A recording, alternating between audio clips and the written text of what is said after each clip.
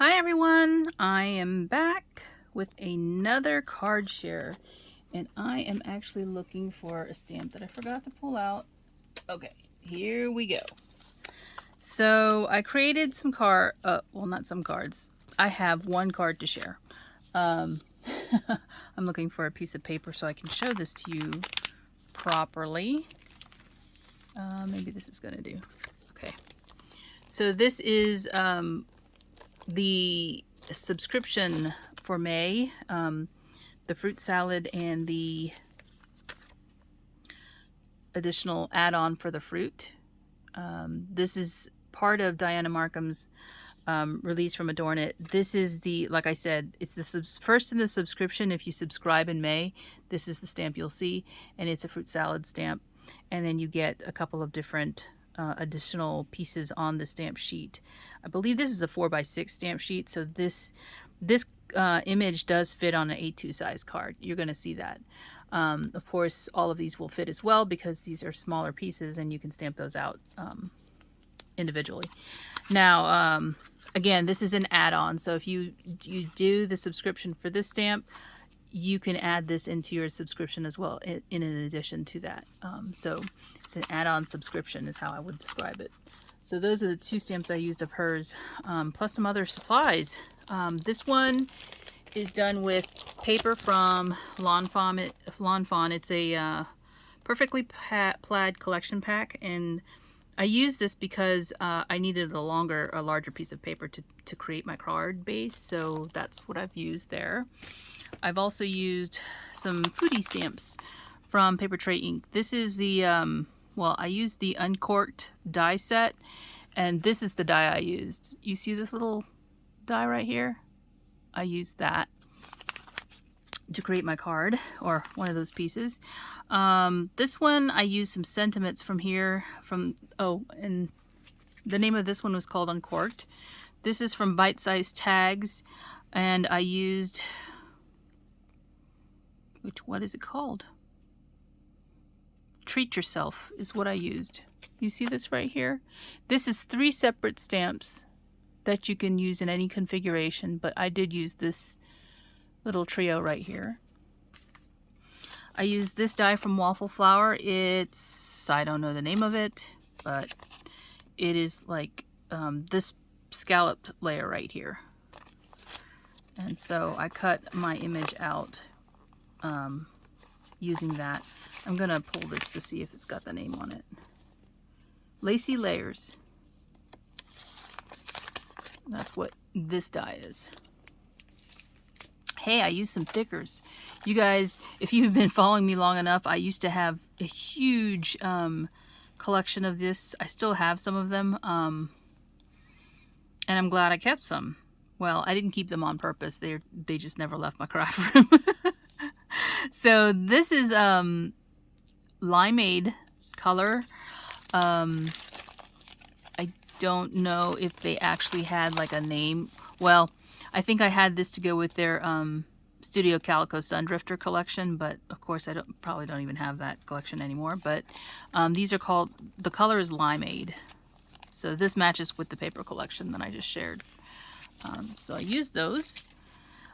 This stamp, die, is a companion to a released go-to gift card holder from Paper Tray Ink. Sorry, I can't speak. And I used the large pocket here, but I didn't use it exactly like it's pictured, but I did use that die. And there's one other die which is hiding away. Let me bring it out because you're gonna need to see this, or you might ask me to share it. But it's another die from Paper Tray, and it is a book die. It creates it's called book cover card. So it creates an A2 size card that looks like a dimensional book. And here it is. It's face down. Here it is. Let me see if I can pull that paper again to show you the die better. it actually comes with some additional pieces. So here's the die, right? I know it looks kind of weird, right? It would normally go this way, and then when you cut it, this folds over to the front, and I'll show you my card. So there's this die set. I don't know if they still have it or carry it in the store, but it's one that I had to have. So, because I'm a book lover. And it even has this little die set for the pages, so it looks like there's pages in the book. There's also other pieces. So there's like this little pocket, and I have another one that's hiding somewhere else. Here it is. And then it's got some words too. I don't know if those are part of the same die set, but this says happily, and what does this say? For you. So those might be additions, but I have them. So this is the die set that I use from Paper Tray. It's called Book Cover Card, and you can see oh, it's from 2015. So the stamp is actually, so just so you know, it's quite an old one. And I don't know if they still carry it, but I use that because, of course, we're talking about recipes. So gotta create the recipe book. These two inks, I did some watercoloring, and this is hybrid ink, so it's waterproof, and it's also good for use with alcohol markers, so it won't smudge. And I use this celery stick because I was using the Lawn Fawn paper. This is a matching color for the pattern of paper that I chose. I use my paintbrushes. I hauled these recently, and I don't know if I posted the haul video yet, but I used a 8, a 4, and a 6. This is the 6, right? And a 2. 2? Is this a 2? I'm looking for the number. Yeah, no, that's a 0. Okay, so I used those 4 brushes to do my watercoloring, and I used my watercolor pencils from AdornIt for this. Since I swatched them out, I got the inkling to play a little bit, and that's what I did. I also used this Nuvo crystal drops. This is the white, gloss white, so those stay glossy. I added some polka dots. I had to do it. Couldn't help myself. So here we go. Here is my Faux Recipe Book card. Okay, so this is an A2 size card. And of course I don't have one sitting right here, but it is A2 in size, so it will fit in a regular mailing envelope. You don't have to add extra unless it's bulky, which mine is a little bit. It makes it look real. So you see how that cut comes across, and then there's the pages across the top. There's the stickers, the letter stickers that I used. There's that little die. It says just for you. Where did I get that little stamp from? Just for you. It's one of my Paper Tray ink sets. I know that. I added some little strawberries on the front, and this one is actually popped up a little bit, so it's dimensional. I watercolored the strawberries as well, and then fussy cut them out. So that's the front of the card. Cute, huh? I even put my stamp with strawberries here. You can't see it's under this paper clip, and then I signed it. But this card has a little treasure in it. It has a little gift card. So if you're giving a gift to, maybe it's a housewarming gift, or it's a foodie friend. This is a Target gift card. Obviously, they can buy whatever they'd like at Target.